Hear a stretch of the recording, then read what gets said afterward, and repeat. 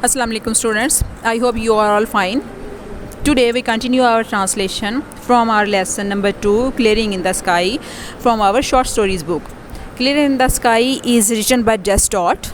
As you all know that we translated our page number 11 and page number 12. Today we start our translation from the end of page 12 and also continue our translation from page 13. So let's start our translation first of all from our page number 12. Let's start. Only twice. अच्छा, इसको करने से पहले एक दफ़ा मैं आपको बता दूं, हमने यहाँ तक पढ़ लिया कि उसके फ़ादर लेके चले गए हैं, उसको चीज़ें दिखा रहे हैं, उसको येम्स वगैरह दिखाए हैं, सारी चीज़ें दिखाई हैं। फिर उसके फ़ादर ने उसने पूछा है कि उन्होंने इस तरह का स्टीप जो वे है, वो जो ढलवानी रास्ता है, वो ही क्यों चुना है। तो उसने कहा कि ये मैं तुम्हें बाद में बताऊंगा। उसको वो मुश्किल तरीन रास्ते की तरफ लेके गए, हालांकि वहाँ पर छोटे छोटे आसान रास्ते भी मौजूद थे। तो वो ये सारी की सारी चीज़ें वहाँ पर मौजूद थी। तो अब उसे आगे वो उसको लेके जा रहे हैं उसके फ़ादर, और वो अब आगे बात चलेगी कि उसमें क्या था, उसके फ़ादर उसको क्या दिखाना चाहते थे। अब ये राज यहाँ पे खुलेगा। Only twice did my father stop to wipe the sweat. सिर्फ 2 दफ़ा मेरे वालिद रुके अपने पसीने को साफ़ करने के लिए फ्रॉम हिज आइज़, अपनी आँखों से। And he climbed the second steep bluff towards the fingers of the pens of the pines. दूसरे मुद्दी चट्टान पर स्नोबर की टहनियों की तरफ चढ़ते हुए मेरे वालिद अपनी आँखों से पसीना पहुँचने के लिए महज 2 मरतबा रुके। यानी कि यहाँ से उनकी फ़िटनेस का अंदाज़ा होता है कि इतने मुश्किल रास्ते पर भी वो सिर्फ 2 दफ़ा रुके हैं। We reach the limbless trunks of these tall straight pines whose branches reached towards the blue depth of the sky or white clouds was now gone। वो कहता है कि हम ऊंचे सीधे बगैर टहनी वाले स्नोबर के तनों तक पहुँचे जिनकी शाखें नीले आसमान की जानिब उठी हुई थीं और बादल जो हैं अब वो जा चुके थे। I saw clearing a small clearing of not more than 3/4 of an acre in the heart of the wilderness right on the mountain top। और बिल्कुल ठीक पहाड़ की चोटी पर एक बियाबान के दरमियान मैंने एक साफ़ किया हुआ इलाका देखा, एक छोटा सा साफ़ किया हुआ खेत जो कि 1 एकड़ की 3/4 से भी ज़्यादा ना था। विल्डरनेस गैर आबाद बियाबान, डेजर्टी जिसको हम कहते हैं, जो कि आबाद ना हो। वो कहता है कि मैंने वहाँ पर देखा कि एक छोटा सा 1 एकड़ का 3/4 हिस्सा था जो बहुत ज़्यादा साफ़ किया हुआ था। No you are come in to something son, बेटा अब हम इस ख़ास चीज़ की तरफ आ रहे हैं। He said as he pushed down the top wire so he could cross the fence. तो उन्होंने कहा जब उन्होंने बाड़ को अबूर करने के लिए ऊपर वाले तार को नीचे दबाया। This is something I want you to see. यही वो चीज़ है जो मैं तुम्हें दिखाना चाहता था। हु डिड दिस, किसने ये किया है। आई आस्क्ड, मैंने पूछा। Who clear this land and fenced it, किसने इसे साफ़ किया है, किसने ये बाड़ लगाई है। फेंस होता है बाड़ लगाना, रुकावट कराना, बैरियर किसी चीज़ के अंदर आने के लिए जो गार्डन्स या पार्क्स के इर्द गिर्द लगाई जाती हैं उनको बोलते हैं। अब बेटा पूछ रहा है किसने इसे साफ़ किया है और किसने बाड़ लगाई है। फेंस इट अगेंस्ट व्हाट, और किस चीज़ को रोकने के लिए ये बाड़ लगाई है। स्ट्रे कैटल्स, भटके हुए मवेशियों को रोकने के लिए। If they ever go get out of the pasture, अगर कभी कभार वो चरागाह से भाग निकलें। ही आंसर्ड मी कर्टली, और उन्होंने मुझे रूखेपन से जवाब दिया। कर्टली रूखेपन से, एब्रप्टली, ब्लंटली, उन्होंने मुझे बड़े रूखेपन से जवाब दिया कि उन मवेशियों को रोकने के लिए अगर वो अपनी चरागाह से कभी भूले बस भटके इधर को निकल आएँ। आई क्लियर दिस लैंड, और मैंने इस ज़मीन को साफ़ किया है। एंड आई फेंस्ड इट, और मैंने ही इसके गिर्द बाड़ लगाई है। अब उसके फादर जो हैं उसको बता रहे हैं कि सारा काम उन्होंने किया हुआ है। But why did you ever climb to the mountains top and do this, मगर आप इस पहाड़ की चोटी पर क्यों चढ़े और आपने ये सब कुछ क्यों किया। आई आस्क्ड हिम, मैंने उनसे पूछा। Look at the fertile land we have in the valley, नीचे ज़रखेज़ ज़मीन की तरफ देखें जो हमारे पास पहले ही वादी में मौजूद है।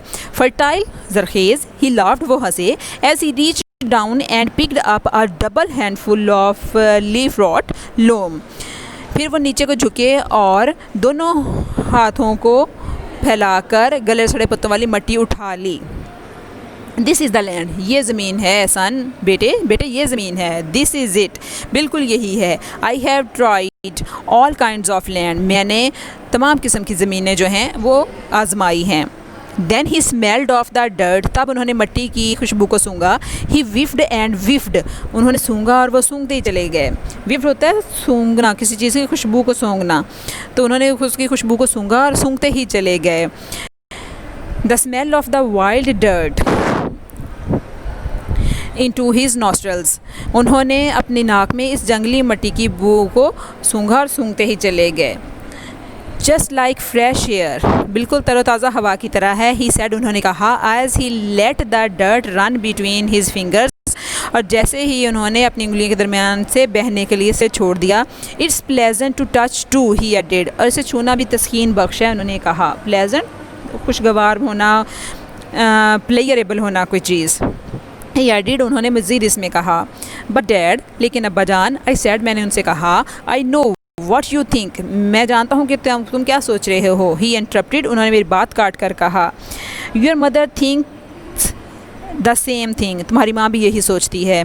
She wonders why I ever climb to the mountains top to raise my potatoes, yams and tomatoes.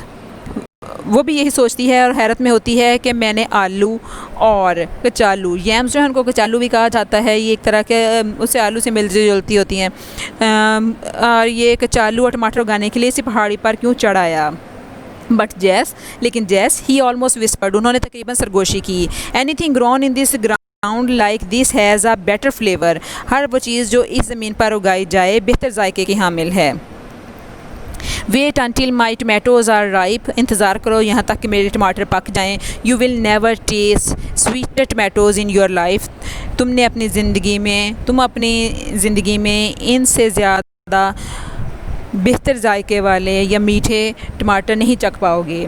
They will soon be ripe too, ये जल्द ही पक जाएंगे. आई सेड, मैंने कहा. As I looked at the dozen of more rows of tomatoes on the lower side of the patch, उन टमाटरों की तरफ देखते हुए कहा जो नशेबी सिमत में दर्जन भर या से ज़्यादा कतारों में मौजूद थे. Then above the tomatoes were half dozen rows of yams, और फिर टमाटरों की बलाई तरफ कचालू की निस दर्जन कतारें थीं. Above the yams were perhaps 3 dozen rows of potatoes, और फिर इन कचालुओं की बलाई सिमत में शायद 3 दर्जन कतारें जो हैं वो आलूओं की थीं.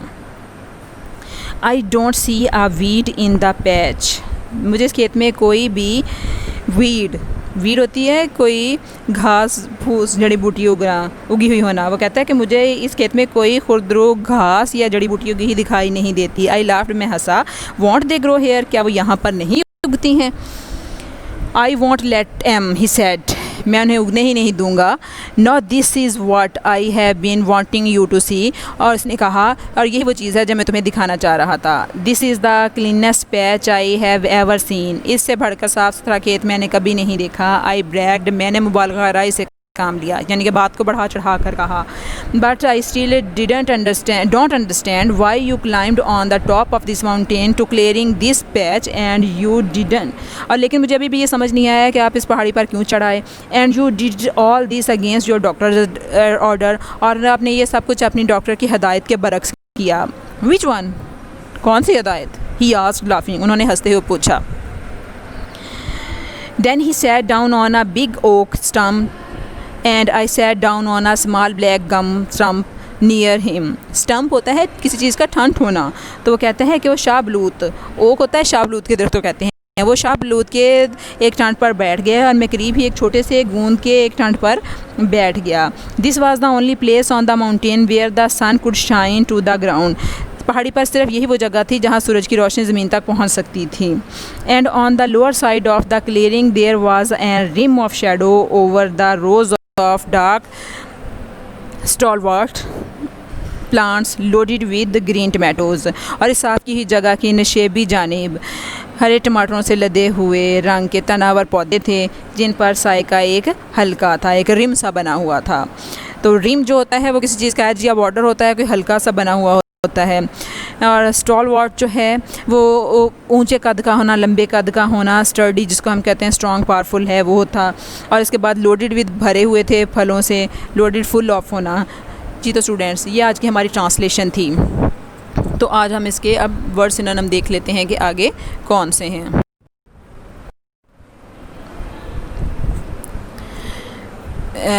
पहले हमारे पास वर्ड है स्ट्रे.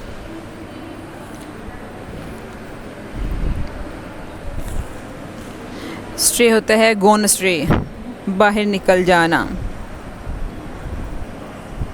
फिर हमारे पास वर्ड है कर्टली, कर्टली होता है ब्लंटली, रूखेपन से, अब्रप्टली जिसको हम कहते हैं। फिर हमारे पास वर्ड है रॉट, रॉट होता है गली हुई गली सड़ी चीज़ यानी कि डिकम्पोजिशन। लोम हमारे पास वर्ड है, लोम होता है मट्टी, क्ले। इसके बाद विफ है, विफ होता है किसी चीज़ को सूंघना, स्मेल, स्निफ। पैच, पैच होता है कि टुकड़ा होना, तो प्लॉट।